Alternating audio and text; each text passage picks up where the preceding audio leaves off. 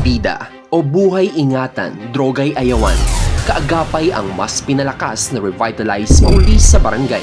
Ngayong umagay lumapag dito sa Barangay Putatan, Muntinlupa City para ipalaganap ang kaalaman kontra iligal na droga at ang magandang gawa ng mga kapulisan ng RPSB. Aktibong nakiisa ang kalihim ng kagawaran ng interior at pamahalaang lokal ng bansa, Attorney Benjamin C. Abalos Jr., na kung saan kanyang binigyang importansya ang kahalagahan ng nutrisyon sa katawan at masamang epekto ng droga sa ating mga kabataan. Kasama din natin ang mayakda ng programang naging tulay sa pagbibigay solusyon sa mga hinaing ng ating mga kabarangay, ang Director for Police Community Relations, Police Major General Edgar Alan Tomas Ucubo. Saludo sa angking galing ang hanay ng lungsod ng Muntinlupa sa pangunguna ng kanilang butihing alkalde, Honorable Rosano Rufino Biazon, na siyang sinang-ayunan din ng punong barangay ng Barangay Putatan, Honorable Gerardo C. Teves.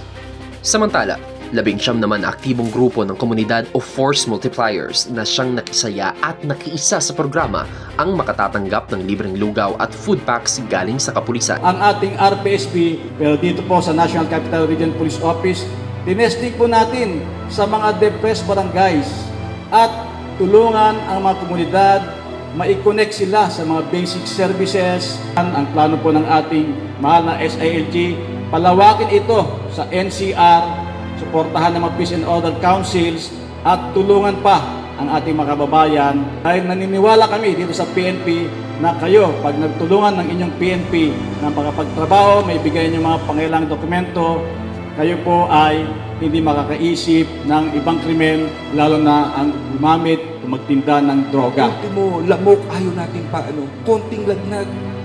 Alalang-ala tayo bilang magulang. Papayag ba tayo paglaki ng mga batang ito magiging drug addict?